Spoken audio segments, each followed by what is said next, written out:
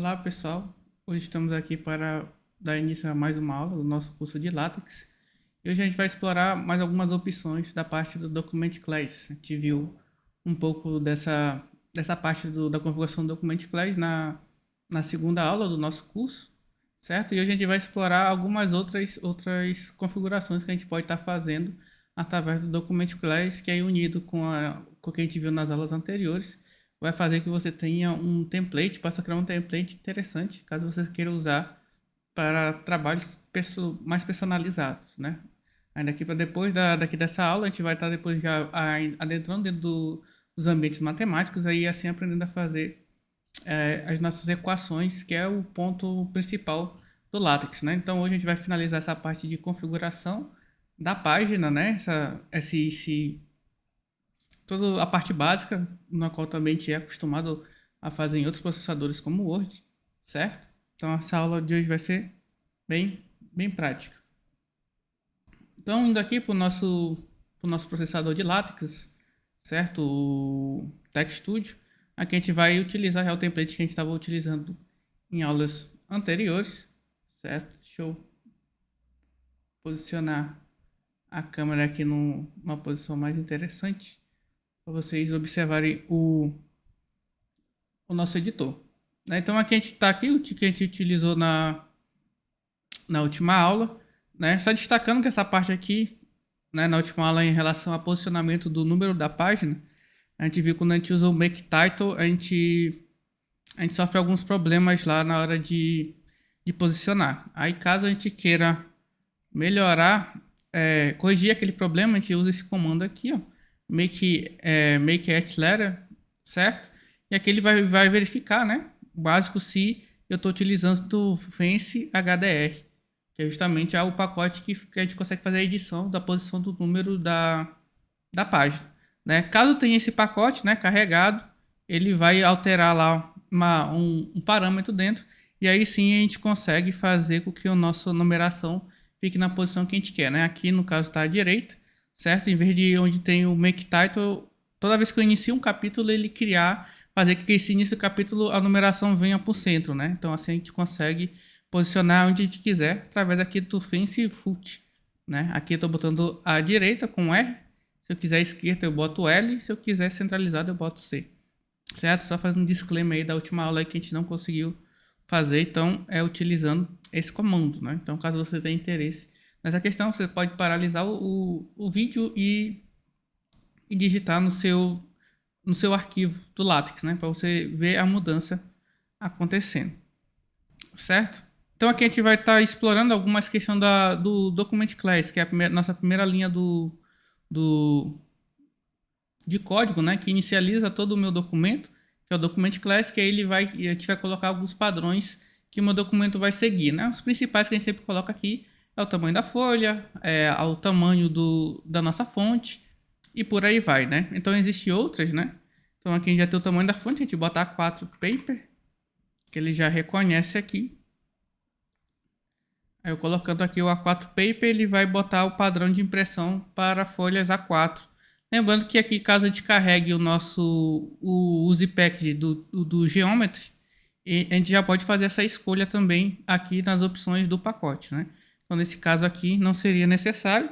Seria necessário numa situação onde eu não vou utilizar o Geometry, né? Mas que geralmente a gente sempre vai estar utilizando para poder padronizar as margens do nosso documento de acordo com o que a gente desejar, certo? E aqui eu listei algumas outras funcionalidades, né, que não foram cobertas nas últimas aulas, ou se foram mostradas de formas bem resumidas, beleza? Então aqui a gente tem, aqui por padrão, o nosso trabalho ele vem no formato de uma coluna, certo? Caso eu queira mudar para duas colunas, então eu posso vir e utilizar essa opção aqui, ó, two column, né? Vou copiar e colar aqui e colocar isso como uma opção aqui no nosso Document Class. Então, vírgula, né, para inicializar outro parâmetro e boto two columns, né?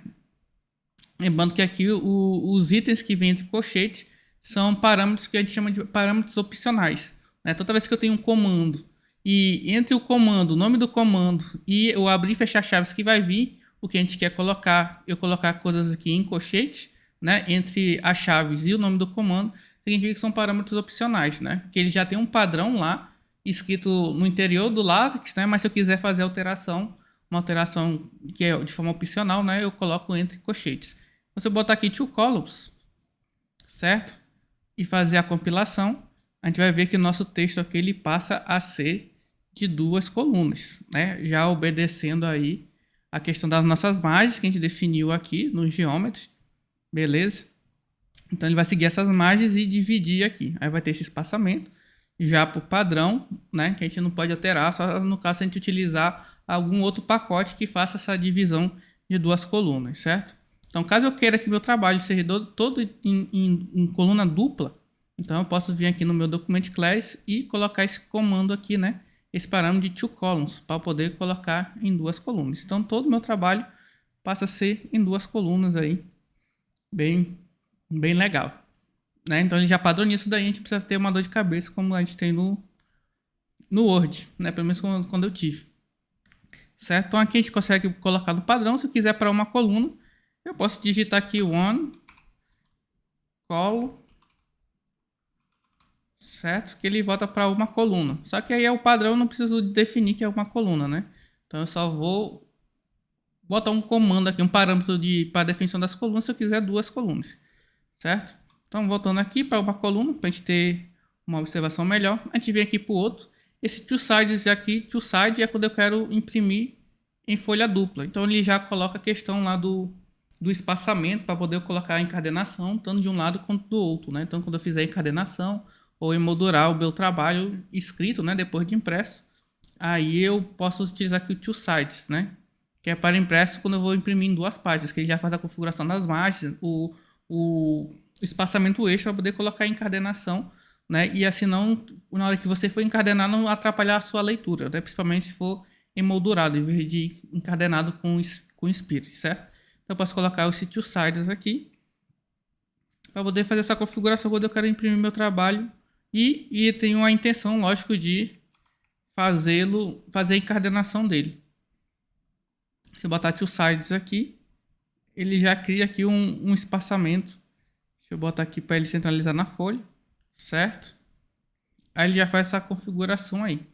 Bem básico aí, mas daí é só questão de quando a gente quer fazer parte de impressão, certo? Aqui a gente tem esses outros comandos aqui, ó, o LEC nó, né, que faz o quê? Que a numeração das fórmulas sejam colocadas à esquerda em vez da direita, né? Apesar de a gente não viu a questão de equações numeradas, então aqui no meu texto eu tenho já aqui essas equações. Já tenho aqui as equações numeradas aqui, certo? Coloquei aqui 3 equações. Então a gente vê aqui que a numeração vem no final da página, certo? No final da página à direita. Caso eu queira mudar, né? Caso eu deseje fazer isso daí, eu posso pegar essa opção e colocar dentro lá das minhas opções do Document Class. Vou abrir aqui uma vírgula, colocar, e aí ele já passa as numerações para o lado esquerdo. Beleza?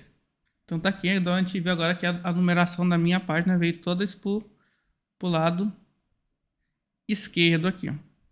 Certo? Mas o padrão praticamente internacional é a numeração vindo pro lado direito, né? Então isso daqui é só caso vocês tenham curiosidade de mudar, né, para fazer um template aí, ou caso vocês vejam algum template na internet de submissão que eles peçam à direita, à esquerda, né? Vocês utilizam esse comando aqui, né? Que é de left, L de left, o EQ de equação, né? E o nó aqui, né? Para fazer o posicionamento. Então aqui eu vou apagar, deixar no padrão de numeração à direita. Aí eu vou... Então aqui a gente tem o próximo comando, que é esse fl-lec-n, certo? Que ele vai fazer... Ele vai colocar, centralizar as minhas equações. Não é centralizar, ele vai colocar as minhas equações à esquerda, né? Mais à esquerda aqui do papel. Né? Então, por padrão, o LaTeX ele sempre vai fazer vai centralizar as minhas equações. Então a gente vê aqui que elas estão todas centralizadas. Então, se eu quero um alinhamento à esquerda, eu uso essa opção aqui no meu Document Class. Né? Então, vou colocar vírgula, colocar aqui o FLEQN, fazer a compilação. E aí a gente vê que elas foram todas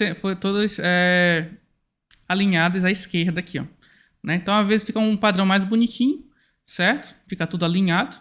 E aqui o padrão, né, que a gente tinha colocado para numerar à direita.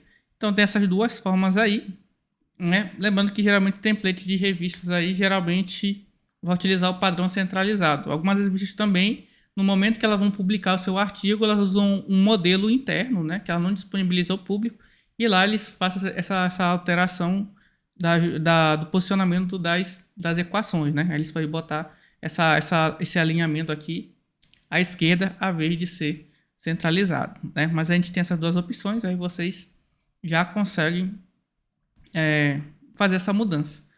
Aí aqui já para finalizar, a gente tem o OpenWrite, que aqui como nossa explicação fala, né, faz com que os capítulos sejam inicializados apenas nas páginas ímpares, né? Então, OpenWrite, se for pegar um livro, todo capítulo vai começar sempre na página da direita, né? Começando, abrindo um livro, a gente tem duas páginas, né? Tem a página da esquerda e a página da direita, então os capítulos sempre vão começar na página da direita, que consequentemente são as páginas de número ímpares, certo? Vou apagar isso daqui, vou colocar o OpenWrite.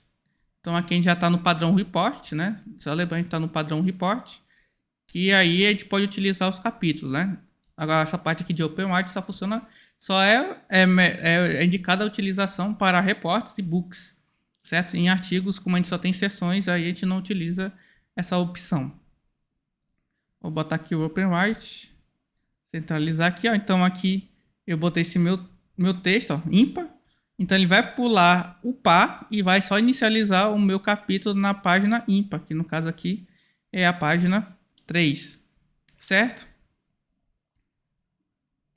Aí vou colocar aqui, aí página 4, aí na página 5 começa o meu segundo capítulo aqui que eu já pré-defini.